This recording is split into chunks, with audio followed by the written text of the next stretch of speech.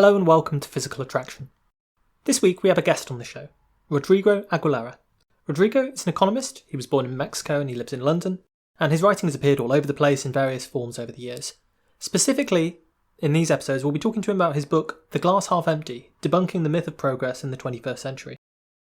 Now, this may sound like a rather gloomy take to pick, but the point that he's making is essentially that we shouldn't be happy with a narrow and limited definition of progress, when we actually have the capacity to achieve so much more. But of course, if we genuinely do want to see progress, if we want to see things like the elimination of poverty, the application of human ingenuity and compassion, rationality and empathy and all of the good qualities that we think about ourselves, towards solving the problems that exist in the world, if in other words we want things to actually get better, rather than just complacently gesturing at lines on graphs which tell us that things are getting better, we have to begin with an accurate assessment of where we actually are right now, what has led to progress in the past, and what barriers still remain, and therefore how we can get further in the future. Rodrigo was incredibly generous with his time, and so I split the resulting interview into two parts. You're about to hear the first part of the interview, where we will talk about what the new optimism theory is that we're railing against here, and I hope you enjoy it. Okay, so first off, Rodrigo, thanks very much for agreeing to come on the show. I want to talk to you about your book, The Glass Half Empty, Debunking the Myth of Progress in the 21st Century. I mean, it's a fascinating book. It covers this huge swath of territory from science and technology to economics and politics. But it's written essentially as a response to, I guess, a whole bunch of books and a class of thinking from a group that you've called the New Optimists. And the New Optimists, they have this sort of argument that the world is continually getting better and better and better, whatever that means. And you're here to say, actually, it's not so simple.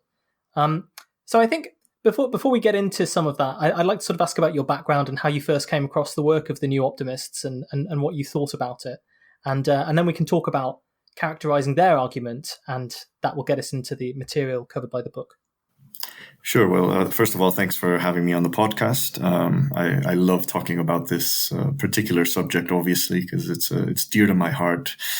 My background is I'm an economist, and I've worked, actually, my previous job was in the Economist Intelligence Unit, which is the consultancy arm of the Economist, which is really ironic because, let's just say I don't speak very fondly of the Economist in this book. So regarding the original, like where did this idea come from, or who these New Optimists are, I first came across this. I mean, I think Steven Pinker is the kind of the image of this movement. When you think of the paladin of human progress, he sort of comes up all the time, but he's not the only one. And then there's an ecosystem of these people, and I wasn't really aware of that. I was aware of Pinker for a long time. I wasn't really into his ideas, but it all started when I read a piece by Oliver Berkman in The Guardian from 2017, which the title of the piece is "The World Really Getting Better Than Ever," and he calls them the New Optimists. So I'm basically stealing his phrasing of it. And broadly speaking, there's two types. There's the first type, which I think Pinker is the one that best represents this strand. Is basically the radical centrists. They're not right wing per se, but they're quite anti-progressive, so to speak.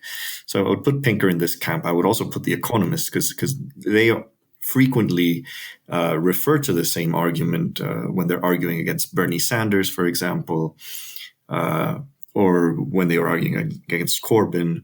The New York Times as well sometimes does it. So it's basically just kind of liberal centrist publications. The other strand are the libertarians. So these are, hardcore free market people. I think the two most prominent ones would be Johan Norberg. He's a Swedish writer, and he works for the Cato Institute, I believe. The other is Matt Ridley. He's a British. He's a lord, actually. He's very well off. He's a science writer as well, and he's also in this definitely libertarian Brexit camp. Now, I think if you want to kind of like narrow what this idea sounds like, you would best go to Nicholas Kristof, who every year in the New York Times publishes a piece saying why 2018 or 2019 is the best year ever. because poverty Might be a harder is one to write this year.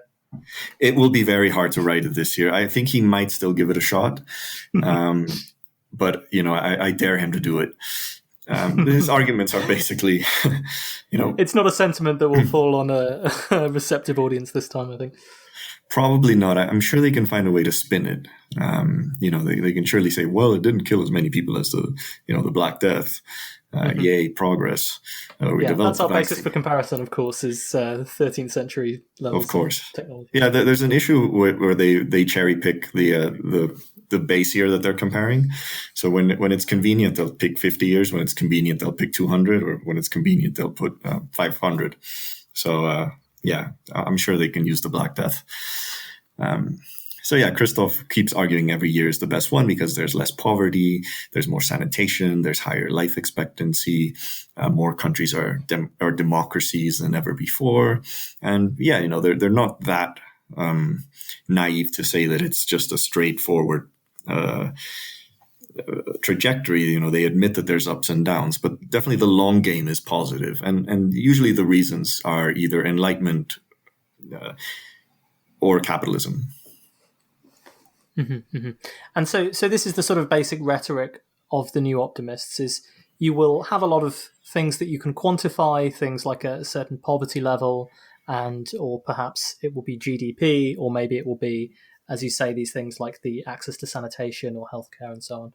And you draw a lot of lines on graphs, and the lines are always going up.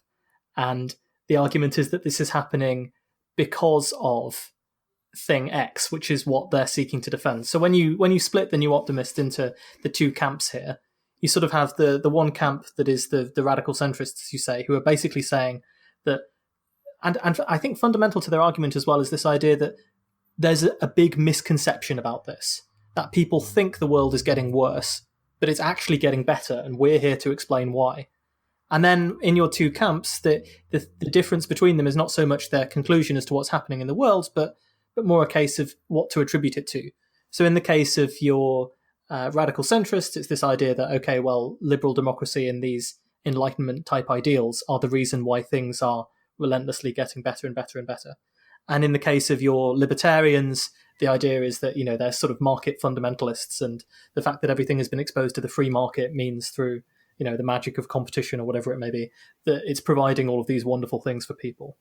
And there's sort of gaps in the logic between what you're actually looking at, how you define progress, and also how you attribute that progress. Do you think that's a fair sort of summary of their arguments?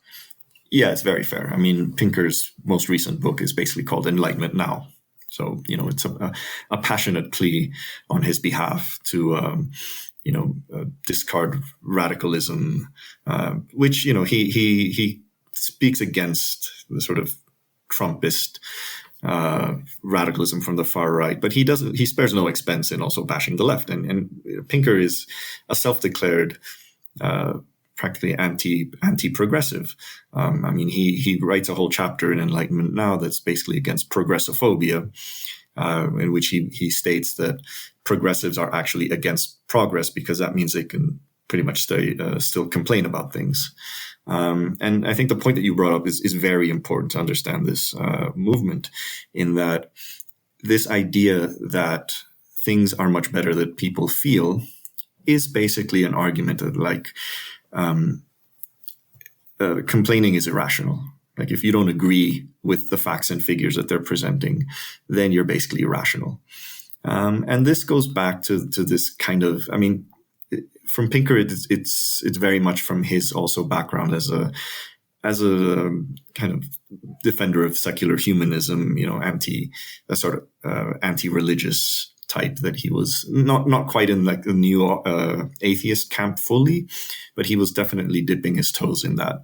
And, these people are basically just obsessed with presenting a vision of human behavior that has to be guided entirely by just, cold rationality. There's just no room for passion, except the passion against irrational people. And you definitely get a gist of it when you read Enlightenment Now. But and I suppose, I would just say that what they share is this idea that, as you say, if you don't agree with our analysis, you must be irrational or dominated by your emotions, or you don't understand mathematics or something like that. And that's why you have this sort of focus on graphs and facts and figures and the quantifiable metrics that they like to use, because it's almost kind of, in a sense, blinding people with numbers and saying, look at this, clearly we have all of these numbers and facts and figures and data on our side that demonstrates our case to be objectively true. Yeah, I think there's also a lot of fault in kind of when leftists try to counter these arguments. They use moral grounds, and it might be passionate and it might be true, but I've always felt that if you're gonna, you got to hit back to where they're strongest, not with where they're weakest. And if you can make a case using their own weapons, which is numbers and charts, and well, I'm an economist, so I have to love numbers and charts. I felt this was really the way to proceed with the book. Also, I mean, I'm not a philosopher. I don't think I could write 300 words of moral philosophy on why they're wrong. So, when you look, the thing is as well, a lot of the figures that they present aren't as clear cut as they want them to see. And it really takes someone with a bit of knowledge of where this data comes from. What does it actually mean, that you can actually dissect it and say, look, what you're saying is the numbers don't lie, but you're lying with numbers. I mean, that's the wonderful thing about the way your book is structured, is it reads like some of these other books do. In the sense that, you'll have all of these charts and graphs and demonstrations and so on. And it would look like something out of Our World in Data or something like that in different places. But the point that and I mean that as a compliment, the point being that you're kind of making the point that there are many, many different ways of looking at the state of the world as it is at the moment and as it has evolved over the last few decades, that don't necessarily look the same as just an exponential graph that's endlessly going upwards with time on the x-axis and progress on the y-axis. But before we get too much into debunking some of this stuff specifically here, I think I want to say, for me, so my kind of day job is like a climate scientist. I write a lot about climate, and the idea of optimism versus pessimism comes up a lot here too, because I think there's one group of people who are maybe too optimistic that technology is going to solve the problem, that the free market will solve the problem, that it will make clean alternatives cheaper and so on, and that we don't need major political efforts or systemic change to fix anything. And then there's another group of people who are way too pessimistic, and they think that we're inevitably doomed, and they will sort of ignore or downplay the progress that has been made on decarbonising our systems and coming up with solutions and agreements to try and do that. And that can also sometimes get to the point of, well, there's no sense doing anything to help now. And then those of us who try and fall somewhere in between these sort of overly simplistic takes on the situation spend a lot of time arguing against one group or the other. And I think the reason we do is, from my perspective, and I think it's a perspective that comes across in the book really well, is that the important thing is not how well we are doing, but how well we could and should be doing. And what we want to avoid is the sort of the complacency or the despair that comes out from being excessively optimistic or pessimistic. If you note something optimistic, we want that to spur you on to action. And if you note something pessimistic, that should spur you on to action. So I want to sort of say, just if you could articulate your motivation in debunking the new optimists, because some people might think, why do you want to write a book that says the glass is half empty, things aren't as good as you think they are? And I think that would be an overly simplistic way to look at this book. So, why is their narrative something that we need to combat? Yeah, I mean, I agree with you. I'm also in that camp. I mean, first of all, I wouldn't have written this book if I wasn't hopeful that something good could come out of it. Just because you can admit that maybe things are not nearly as good as they should be, and you might come off as a pessimist, that doesn't mean that there's a difference between pessimism and nihilism. And I'm definitely not a nihilist, and I would not want anyone to read this book and come out with that sense that there's nothing we can do just because these people are wrong. My main motivation for writing this book is because I feel that this idea of progress, at least how they're presenting it, is dangerous. It really is dangerous, because it's fundamentally a defense of the status quo against any form of change, of systemic change. Pinker is a centrist, but he's a virulent anti-progressive, and he would not surely want the type of policies that the left wants to ever be implemented. Libertarians as well, they don't want to budge from free market economics. they're even more steadfast on this. So, the message is that if things are going so well and we only need changes at the margins, then we should stop complaining and really just accept the kind of policy menu that has been fed to us for the last 30 and 40 years, because everything else is too dangerous. And this is really why the appeal of this narrative is to the wealthy. Bill Gates said that Steven Pinker's previous book, which is The Better Angels of Our Nature, which actually that's not a bad book. I'm a fan of military history, and I agree that it makes it makes better points than some of his other books. So Bill Gates said that was his favorite book of all time, and then when Enlightenment Now comes out, he says, "Now this is my favorite book of all time." He also gave away for free to any new student in the US. I think it was one of these last years, 2017 or 18, Hans Rosling's Factfulness, which also makes this claim of like, hey, things are great. Just the media has kind of blinded you into thinking otherwise. So it justifies people like him. It justifies his wealth. It justifies his very capitalist form of philanthropy. It justifies him not getting taxed. So I think what's obvious to reasonable people like you and me, and I presume the people who are listening to us, is that the current path, is unsustainable in terms of the social breakdown and political breakdown that we're experiencing as a result of inequality and other aspects of liberal democracy. The threat of climate change, of course, which they just don't take very seriously. As you mentioned, they just believe that science will ultimately bail us out and that we shouldn't really make any radical economic or political changes to fight it as much as we could. So that's really the motivation. I do think it's presented in such a harmless way. It's like, well, it's great to know that we're not doing bad as a species, but it's dangerous because it prevents you from doing the things that you want to do. And in a way, it's kind of like, I didn't come up with this idea until after writing the book, but I think if there's ever a second edition, I might add another chapter on it. I'm getting a sense that this progress narrative is kind of the new nationalism, except on a global scale. So rather than just thinking that your country can't do wrong, now you just think that humanity can't do wrong, and in the end you end up with the disaster. So yeah. And I think this is the interesting point here, is that when you have this narrative that's very simple and just focuses on areas where there have been some measurable progress, or at least some metric seems to indicate that there is some progress, you're able to ignore these threats. So, there's this idea that climate change will fix itself because we're doing so well and we're developing such brilliant technologies that we will solve the problem automatically, and that inequality, which is, worsening within nations and, is not getting much better internationally either. And we'll talk about that a bit more later on in more detail, but that this is sort of just the price of doing business, and maybe even a good thing because it's sparking competition, and it's not something that you should try and get rid of because it's necessary for the system to function in the way that it's doing, which will, somehow eventually deliver all of the things that we want. And, I think Pinker's book, there was a little chapter in there where he talked about the field of existential risk studies, which we've talked to some people on the show here in that field, and he's very dismissive in that chapter of the idea that there can be these threats from things like pandemics, things like unforeseen consequences of technology, and so on. He thinks this is all kind of Cassandra stuff that you don't need to worry about. And in the book, he has this passage that said, disease outbreaks no longer become pandemics because we can rapidly develop vaccines and combat them. And, our systems of governance and so on are so brilliant that they can do these things.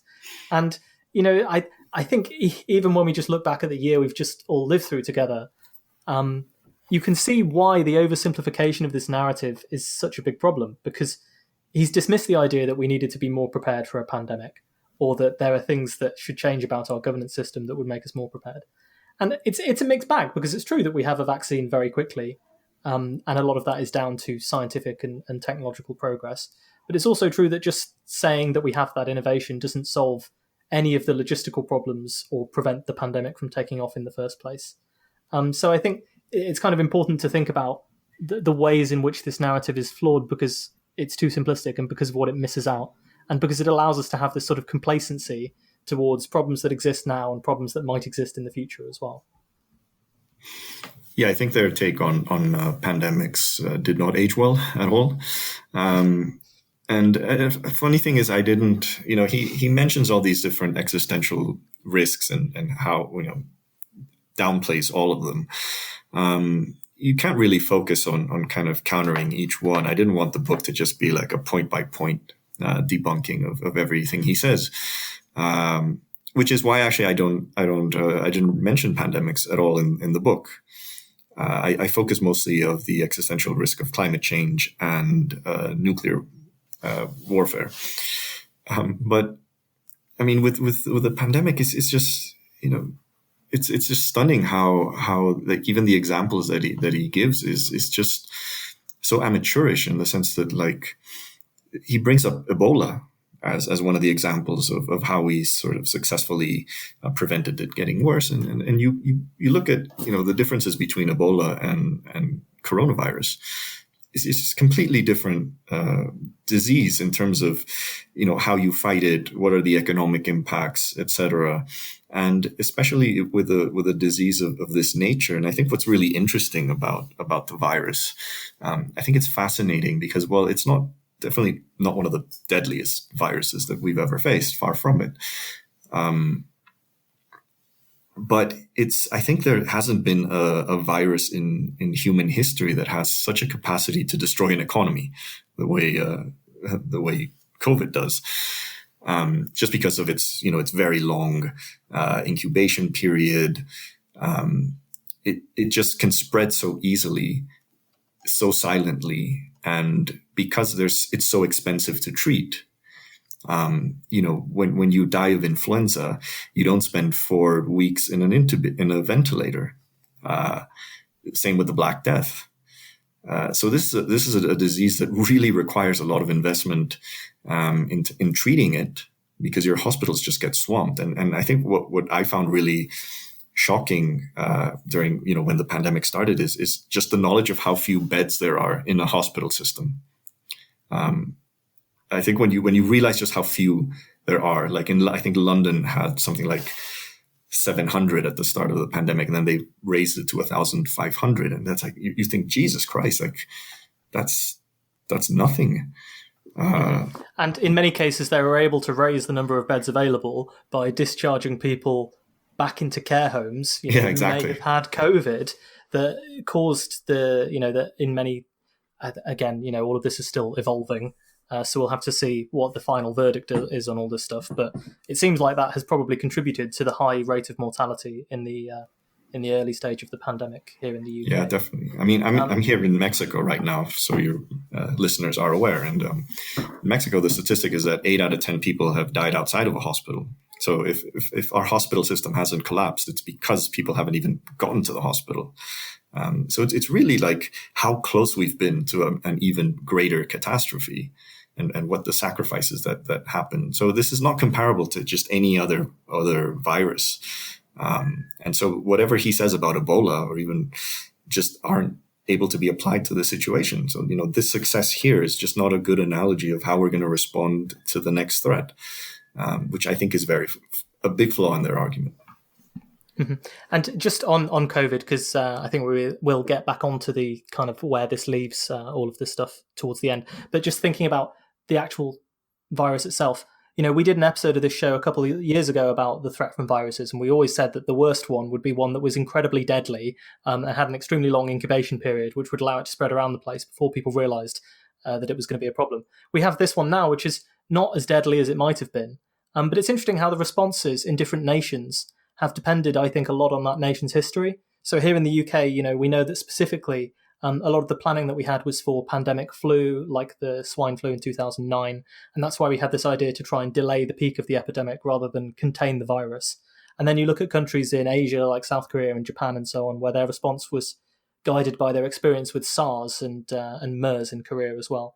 And their approach was just to treat this disease like it was an incredibly deadly disease that could not be allowed to spread, and to try and treat it with a lot of very, very early social distancing and contact tracing and testing and so on. And in some ways, the virus almost seems to be this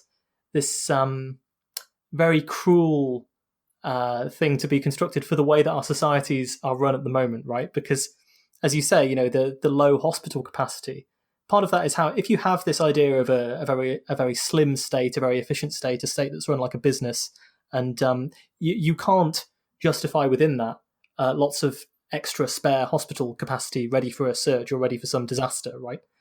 It doesn't seem to fit in with your idea of what efficiency should be. And at the same time, the disease it's quite deadly. It's deadly enough that governments wouldn't have had a political political support for allowing those people to die who would die of it. Yet in a way, it's it's almost not deadly enough for everyone to take that seriously within a polity. Do you know what I mean? Oh yeah, completely. I also think that's a major contributing factor. It's an interesting point that governments face this choice where they felt like, and it was a false dichotomy, but they felt like they were forced to throw the economy and sacrifice the economy on the altar of these lives because the trade-off would have been so obvious. He's written this book that says everything is progressing and everything is brilliant and none of these problems are anything that you seriously have to worry about.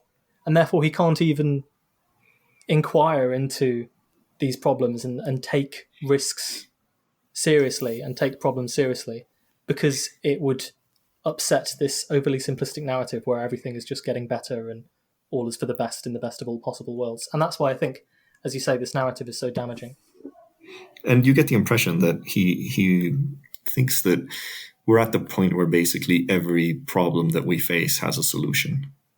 Mm-hmm. And I think that's, we're definitely better off in terms of our capacity to solve problems than we were 50 or 100 years ago. But still, again, COVID, the great example of something that just is unprecedented in the nature of the virus, that we clearly did not have a good solution for it. Or at least, I think that what's also interesting about COVID is that the type of societies that I think he and definitely the libertarians most would like the world to be like, which is basically, Western liberal democracies, liberal capitalist democracies, have done much worse than societies that are more communitarian, that have stronger states.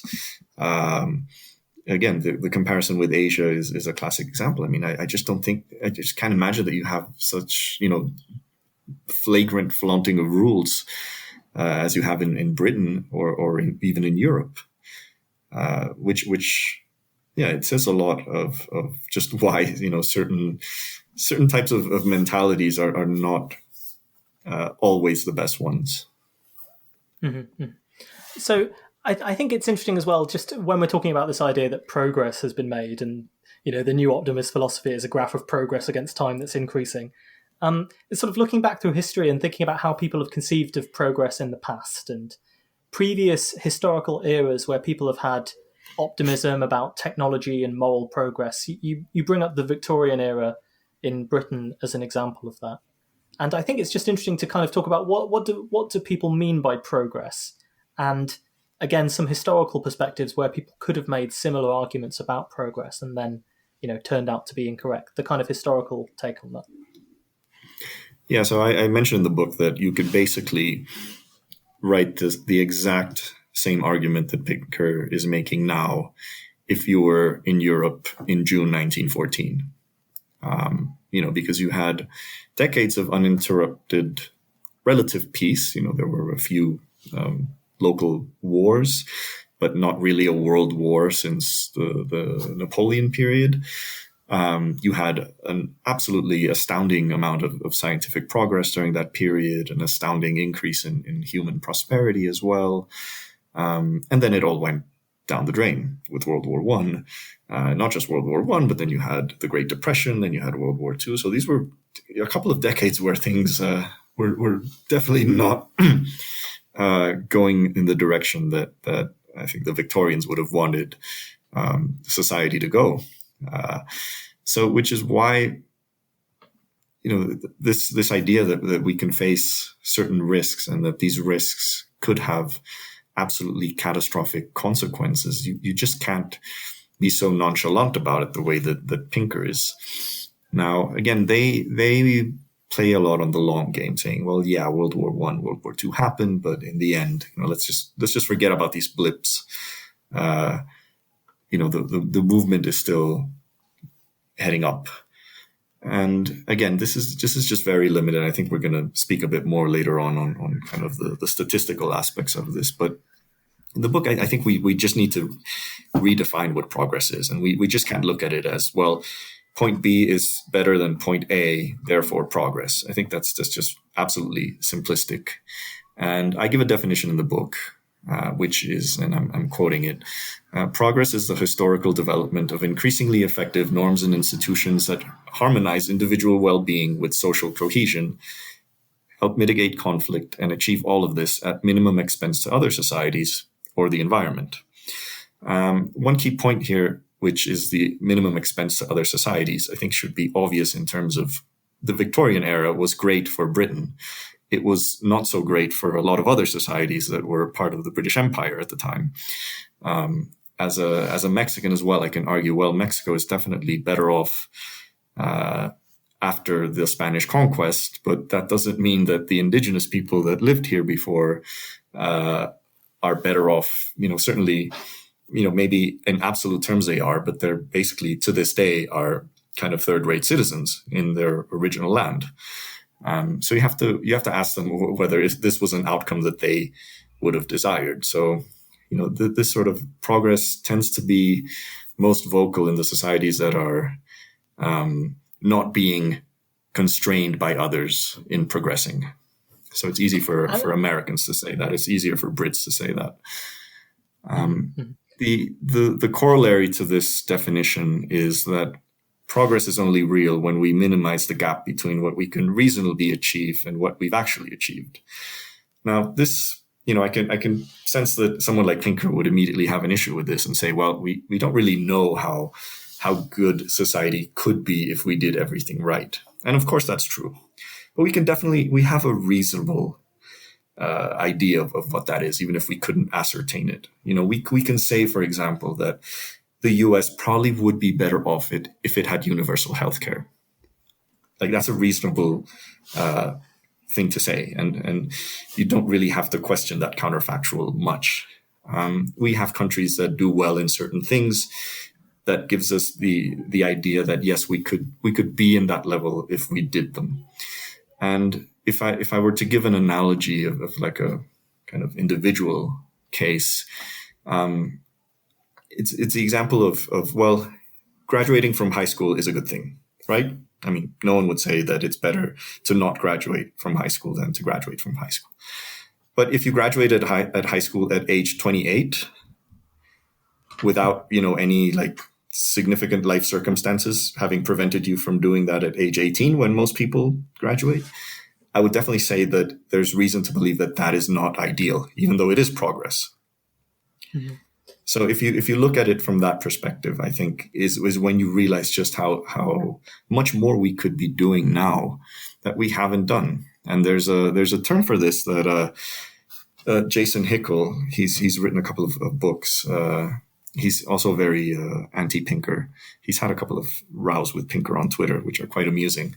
And he gives it a name with regards to poverty, the fact that we're in a situation now where we could eradicate poverty. We definitely have the scientific and technological and economic wealth to eliminate poverty, but we haven't. So actually it reflects worse on our society now that we have 10% poverty by the World Bank standards than if we had 50%, say, by mid-20th century, because we didn't have those resources and we didn't have that capacity then. So he calls that the moral egregiousness of poverty. And I think once you look at progress as a whole in these terms, then it's much more clear why we have an argument to make of why this linear vision of progress is wrong.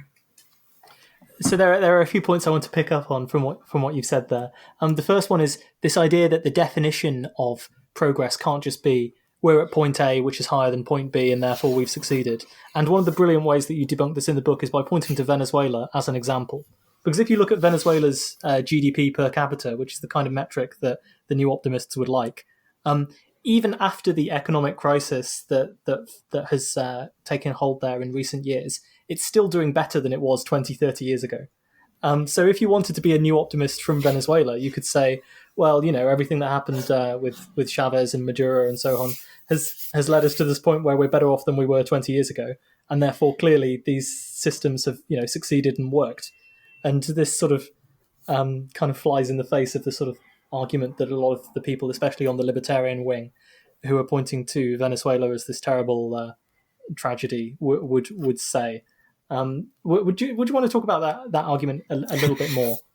Yeah, I thought it was quite a cheeky one, but quite funny. Yeah, I really love that argument, and I mean, I'm definitely I'm left wing. I'm socialist. I'm not afraid to say it. I think Venezuela is an absolute disaster, and I think we should call it out for what it is. And I really love that. The way that what I mentioned earlier, that they cherry pick kind of the base year that they want to compare it to. And yeah, if I want to make my comparisons to 1950, which is when GDP data started coming out, well, yeah, Venezuela is much better off now than it was back then. In fact, in every, and I include a table in the book comparing it to like the 50s and 60s, and then pretty much almost every indicator of the socioeconomic development, Venezuela is better off now than it was. Years of schooling, life expectancy, etc. I think the only one that you can claim that is much worse now is crime. But everything else is much better than ever. So, a Venezuelan pinker could easily just say, well, it's a blip on the radar, like World War I and World War II. But, the long game, Venezuela is moving ahead. I think this example, as you say, it's cheeky because I really want to highlight the point in a way that you can't really counter argue it easily. But I think there's an even better example that came out this year, which is more nuanced, and it's with the Black Lives Matter movement, comparing the situation of Black people in the U.S. today versus, say, the 1960s after the civil rights movement happened. And in almost every circumstance, there has been progress. But once you compare that progress with relatively to whites, it hasn't budged. So Trump would always claim that Black unemployment was the lowest ever. But actually the ratio of the Black unemployment rate with the white unemployment rate hasn't really changed much at all in the last, since the 60s, 70s, and other indicators as well. So, you think, well, the idea is that we don't just want Black people or any other minority to be better off than they were before. We want them to close the gap because there's no moral reason why Black people should be worse off than white people in the US. So that again is the point. And I think a lot of people who have criticized the Black Lives Matter movement, these sort of kind of YouTube alt writers, they keep bringing up this argument to supposedly debunk it, saying, well, Black people are better off now than they've ever been. Well, no, that's not the point. That that's not what we should be aiming for. We need to close the gap. Mm-hmm. And you sort of see how childish it is. If it's like if I don't know, I have a twin brother. It's like if when we were kids, our dad had given us pocket money and he'd given 100 quid and said, split it between you and your brother. And he'd given me £1 and said, what are you complaining about? You're better off than you were 5 minutes ago. Yeah, well, there's a very famous game where you play that with people. You basically choose to split an amount of money, like 100, but then the other person decides if they accept the deal, then you actually get to split the money, and if they don't agree on the deal, then you all get 0. And so the game is designed to basically prove that it's irrational, that it's actually quite irrational to pick any number that is even remotely, or rather, it's rational to pick a very unfair split. So, standard economic theory would say that you would accept a split of 99-1, just because 1 is better than 0. There's no argument there. Any libertarian should say yes, 1 is better than 0. And yet when you actually do this, when you play it with people, you realize that most people, and I've done this, just for fun. And I don't know, I think the lowest that anyone has accepted the split is, I think, 70-30. Because after that, you realize it's unfair. You're just like, well, why should I accept, a 90-10 split or a 91-1 split? I'd rather just screw you over, just because I think this is such an unfair thing. So in this kind of uber rational worldview that these people have, there's no space for this kind of these perceptions of injustice that people have. And yes, they are emotional. Yes, they are irrational, but they're valid, and people behave politically on the basis of these ideas.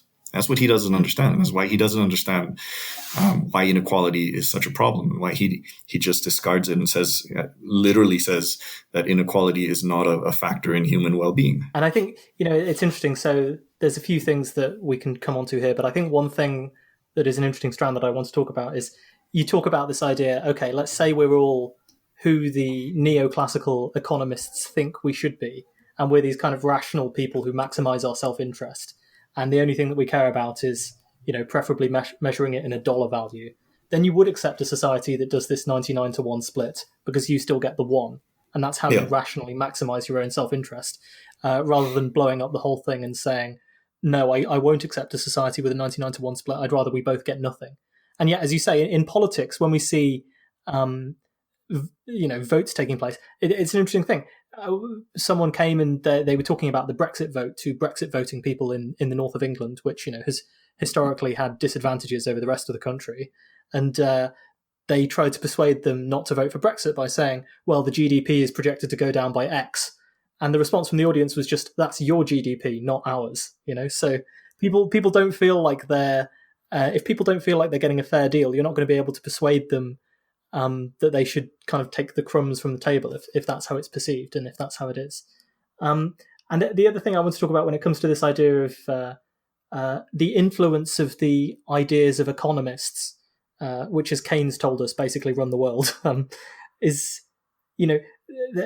within the idea of these new optimists, you have this concept that you can't possibly do anything to disturb the way things are, because it will make things inevitably worse. And this is sort of the justification for having these huge levels of inequality in society. You've talked about, the US would be objectively better if it had universal healthcare. One of the things that I think about is their favorite statistic, which I think we'll come on to in a bit, is this extreme poverty statistic. And we're supposed to be happy because now there's only 800 million people in this extreme poverty. And I calculated that you could have a world where the top 100 billionaires still got richer and that extreme poverty was completely erased. You would only have to slow down the rate of growth of wealth of the top 100 billionaires in the world, and you would have no poverty at all by this definition. And I guess the point that I'm making is you would have to believe that the world that we're in really is the best of all possible worlds, and it's in some sort of glorious equilibrium that can't possibly be disturbed by anything from the outside, for you to say, well, actually, I'd rather have the world where billionaires get richer more slowly, but we have no extreme poverty whatsoever. Does that make sense? And I think that comes from economics, because you have in neoclassical economics this idea that is often sort of a caricature that politicians adopt when they don't really understand the economics. That if you just let free markets evolve, they evolve to the perfect equilibrium, and anything that you try and do in the form of regulation or in the form of redistribution will only make everyone else worse off. So would you sort of like to talk about that? Do you think that it's these this economism and these misinterpreted ideas from economics, yourself with a background in economics, that are kind of influencing this philosophy, particularly, I guess, on the libertarian side? Yeah, definitely. And I mean, I think it does influence even the centrist strand of this argument, even though they're not. I mean, to his credit, I think Pinker, being a Canadian, has some slight semblance of social democratic sensibilities. He's not as a hardcore free marketeer, and he criticizes the kind of U.S. hyper capitalist model quite a number of times in Enlightenment Now. So there is a clear distinction between what, same with The Economist. The Economist is clearly, is not as sort of savagely focused on deregulation or like privatizing. It's not advocating privatizing the NHS, etc. So they definitely take they're not as extreme as the libertarians. But this idea that inequality is not an intrinsic aspect of human well-being is or detrimental to growth, as you mentioned, especially the latter part, is definitely very overt in the language that you saw in the 80s and 90s by international financial institutions. There was a willingness to accept a smaller slice of the pie for people as long as the pie just kept getting bigger. So this focus on just GDP growing meant that, well, you'd be better as long as your income is growing. It does not matter how much more money the 1% has. And as we know now, well, a lot of people knew back then, but I'm just saying as we're more conscious of this now, it's not quite simple.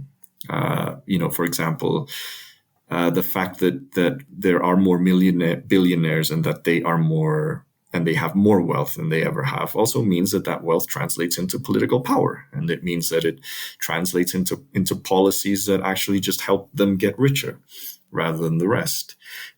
We know as well that inequality generates a ton of different social and psychological conditions in people. There's a really good book, which I don't know if you've read, maybe some of you some of your listeners have read The Spirit Level, which is absolutely brilliant book. I think it's from 2011-ish or something. Which I just got it the other day, actually. I haven't read it yet. Oh, it's really good. You're going to love it. And it's not written by economists. I think it's written by an epidemiologist and I forget what the other co-author's profession is. But it basically just goes on and shows how inequality, the countries that have highest inequality are also the ones that have really terrible social economic outcomes, mental health issues, teenage pregnancies, things like that. So yeah, and it goes back to this 99 and 1 split, which people should find acceptable, and yet they don't, and they'd be willing to kind of bring the system down, which is what we've seen since Trump and Brexit in a way. And I don't want to say that inequality is the only factor that explains this. And I think, I have a chapter in my book which talks a bit of this kind of new right that's come into power. But it definitely is a factor. It definitely is an aspect that you just cannot, we live in a society that at least, we who live in the UK, as well as people in the US would agree that there's just no concept in politics that even the worst paid job should lead to a livable life. And I think the moment that you realize that, even if you're flipping burgers in McDonald's for 8 hours a day, you should be able to afford a dignified life. It shouldn't just be a dignified life to certain people who have certain incomes and have certain jobs, because we live in societies that praise the work ethic and yet don't reward that work ethic at all. And that's a big problem, I think, in the more liberal capitalist societies than in the social democratic ones. So, I mean, we've come on to it now. One idea that we've talked about quite a lot in this show is economic inequality, particularly we've talked about Walter Scheidel's idea that economic inequality tends to increase within most societies over time and is usually only reversed by these big catastrophes like wars, famines, revolutions, historically plagues. We've talked about COVID-19 as being a perfect virus for inducing a crisis in the system as it exists at the moment. It seems to be that it hasn't actually done as much destruction as would be necessary to reverse inequality, and it's actually just accelerating trends towards greater inequality because of how the response to it has gone and who the burden has fallen on and so on. And the Scheidel perspective is a rather bleak one, because if inequality is producing these awful outcomes and it inevitably rises until some calamity reverses it, there's the question of how can we fix the problem without enduring the calamity. And it's not even clear whether we could have these calamities anymore.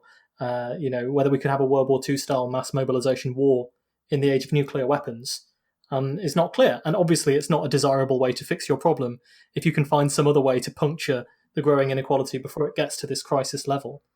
And I think one of the most interesting questions that you raise in the book is to say, okay, well, what actually happened during that anomalous time after the war, the post-war period between 1945 to 1975, where Western societies at least didn't see this rising inequality? And I think it links into these political movements as well of, Brexit and the election of Trump and so on, which always hark back to a nostalgia for a better era. It's interesting. There was obviously in the UK, as I say this now, there's a lot of Brexit stuff going on. There was someone talking about how everything was great back in before we joined the common market in 1973, and they're old enough to remember how it was. And I just want to say, well, the top rate of marginal tax was like 85% back then. Why do you never include that in your assessment of the halcyon days of the 70s? And instead, it's all about not being part of the common market and so on. But anyway. So I think it would be really interesting to talk about kind of what's fueling inequality and what's driving it, and how you think it could be reversed without recourse to one of these catastrophes.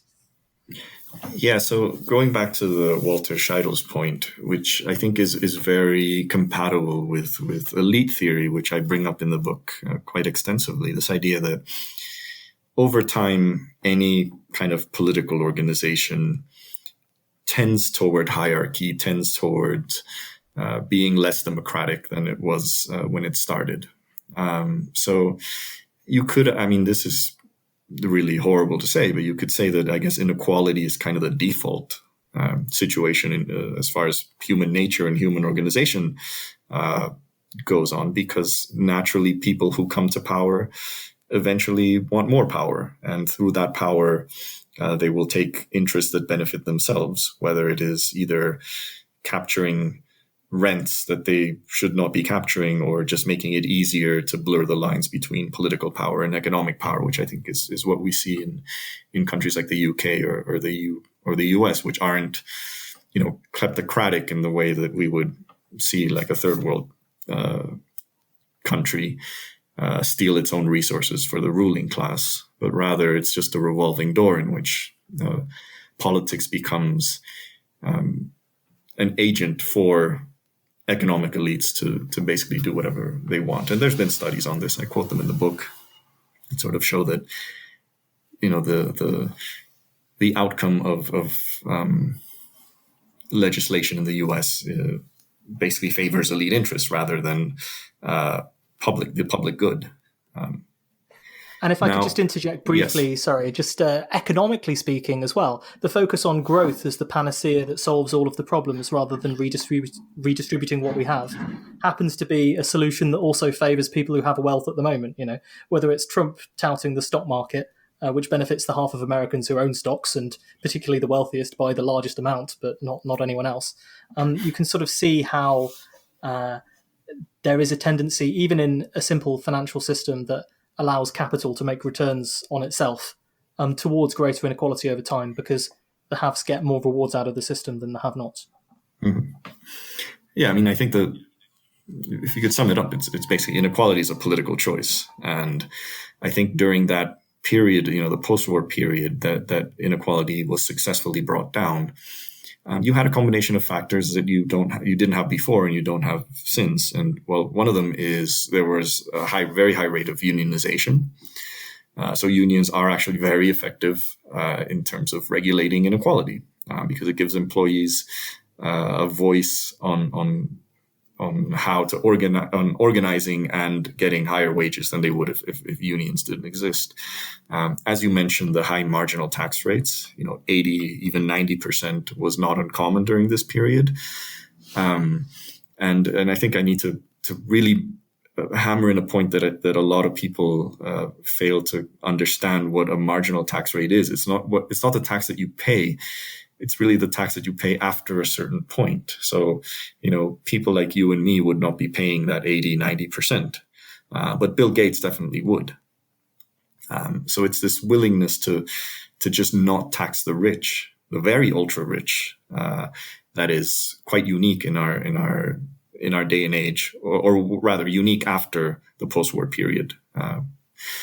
Then there's other things. There's like enforcement of antitrust regulation. I mean, the US has on paper a very effective antitrust regulation that goes back to the period of the trust busting era under Teddy Roosevelt, they were very effective in breaking up monopolies back then. But this legislation is just there. It's not being used against any of the companies that are currently gobbling up their own industries.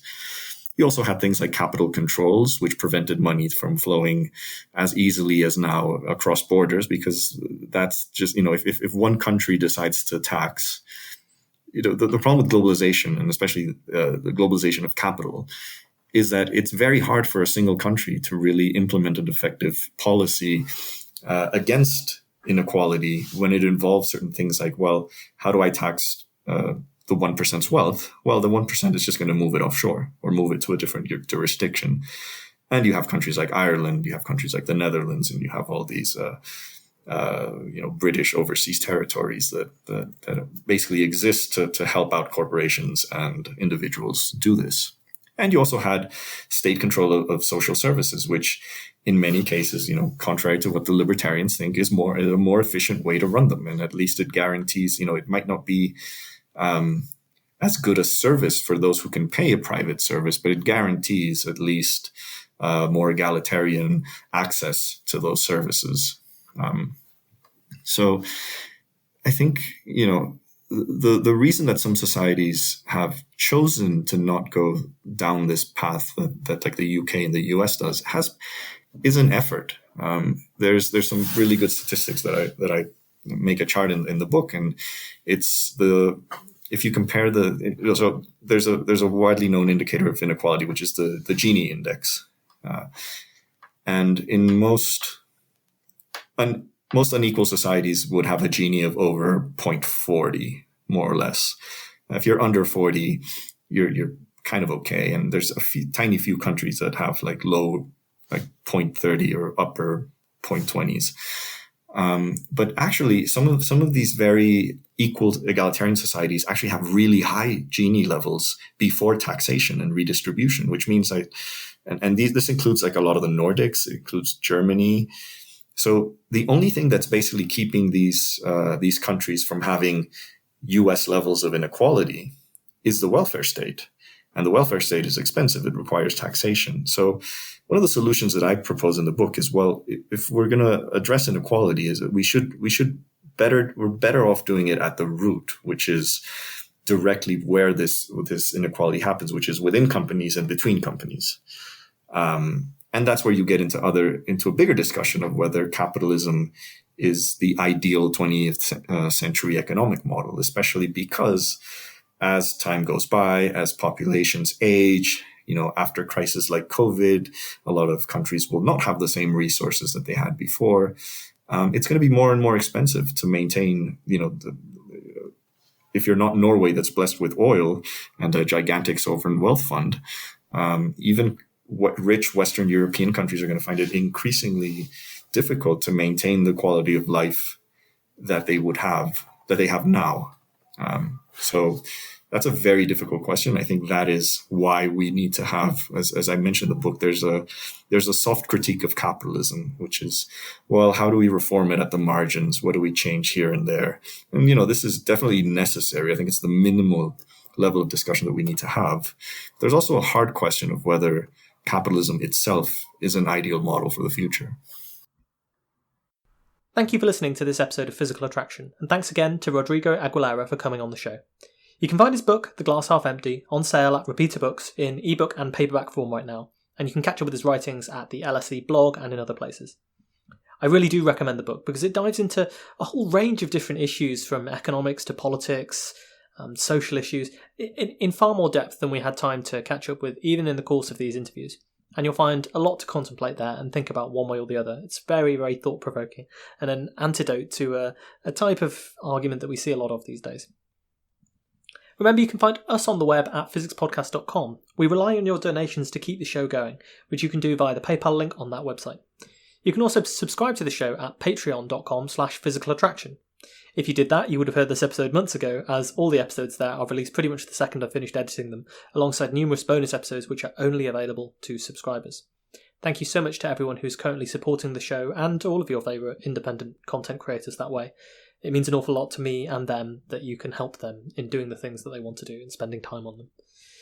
If you have any comments, questions, concerns about the show, you can get in touch via the contact form on physicspodcast.com. I try to respond individually to every email that I get, as those of you who've corresponded with me before will know, so please do get in touch if there's anything you'd like to chat about. Of course, if you don't want to do that, you can also support us by telling as many other people who might be interested in such idle questions as how to make the world a better place to take a listen. Again, unlike whichever celebrity has started a podcast this week or the big networks, we are independent and rely on listeners to help us spread the word of the show. So if you found it interesting, please do tell other folks who might be interested to give the episode a listen. Until next time then, please do, take care.